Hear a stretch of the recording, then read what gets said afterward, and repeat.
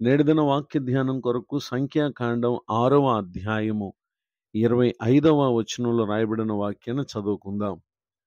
యెహోవా నీకు తన సన్నిధిని ప్రకాశింపచేసి నిన్ను కరుణించునుగాక.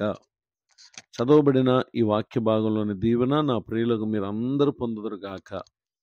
వాక్య ధ్యానం కొరకై ప్రార్థన. ప్రేమ కలిగిన మా తండ్రి, మీకు వందనాలు. నేడు చదవబడిన ఈ వాక్య భాగం ద్వారా నన్ను దర్శించండి. విను మా ప్రియులందరిని కూడా మీరు దర్శించి మా ఆత్మకు కావలసిన బలమును, శక్తిని దయచేయండి. యేసుక్రీస్తు నామములో ప్రార్థిస్తున్నాను తండ్రి, ఆమేన్. చదవబడిన ఈ వాక్య భాగంలో ప్రభువారు మోషే గారితో, అహరోనుతోను అతని కుమారులతోను ఇశ్రాయేలీయులను ఈ విధముగా దీవించాలి అని ఆయన పలుకుతూ చెప్పినటువంటి మాటలు ఒక మాట నేడు మనం చదివి ఉన్నాం. మన ప్రభువారు తన సన్నిధిని ప్రకాశింపు చేసి మనలను కరుణించేటటువంటి దేవుడిగా ఉన్నారు. ఎంత మాత్రము తన ప్రజల యందు ఆయన కఠినము చూపక, తన ప్రజలు యందు ఆయన కనికరమును, దయను, జాలిని కనుపరిచేటటువంటి దేవుడిగా ఉన్నారు అనేటటువంటి విషయాన్ని తెలియచేయడానికి సంతోషిస్తున్నాను. పరిశుద్ధ గ్రంథంలో రాయబడిన ఒక సంఘటన మనం పరిశీలన చేస్తే, యోనా గ్రంథము 1, 2, 3, 4 అధ్యాయాల్లో నినివే ప్రజలు దేవుని దృష్టికి దోషులుగా ఉన్నటువంటి సందర్భంలో వారికి దుర్గతి కలుగునని యోనా చేత ప్రకటింపబడగా, నినివే ప్రజలు చేసినటువంటి పని ఏంటంటే, యోనా గ్రంథం 3వ అధ్యాయము 10వ వచనంలో తమ చెడు నడతలను మానుకొనగా వారు చేయుచున్న క్రియలను దేవుడు చూచి పశ్చాత్తాపుడై వారికి చేయదనని తాను మాట ఇచ్చిన కీడు చేయక మానెను.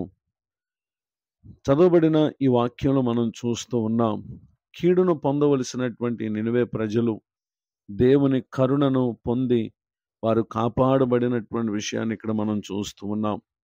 ఈ దినమందు ఏ కష్టమును, ఏ బాధను నా ప్రియులకు మీరు అనుభవించుచున్నారో దానిని గూర్చి దిగులు పడక, అధైర్యపడక ప్రభు తట్టు చూడండి. నిశ్చయంగా తన సన్నిధిని మనపై ఆయన ప్రకాశింపచేసి నాడు నినివే ప్రజల విషయంలో ఏ విధముగా ఆయన కరుణను చూపించారో మన జీవితమందు కూడా ఆయన కరుణించేటటువంటి దేవుడిగా ఉన్నారు. వారు చేసిన పని, తమ చెడు నడతలు మానుకున్నారు. ఈ జీవితం ఇచ్చిన దేవుడు మనం భారముతో బ్రతకాలని ఆయన కోరట్లేదు. మన ప్రతి భారమును ఆయన యొద్దకు తెచ్చి ఆయన సన్నిధిలో మనలో ఉన్న చెడు నడతలను మనం మానుకుంటే నిశ్చయంగా అనుదినము మన భారాన్ని భరించేటటువంటి దేవుడు, మన యందు కరుణను చూపేటటువంటి దేవుడు.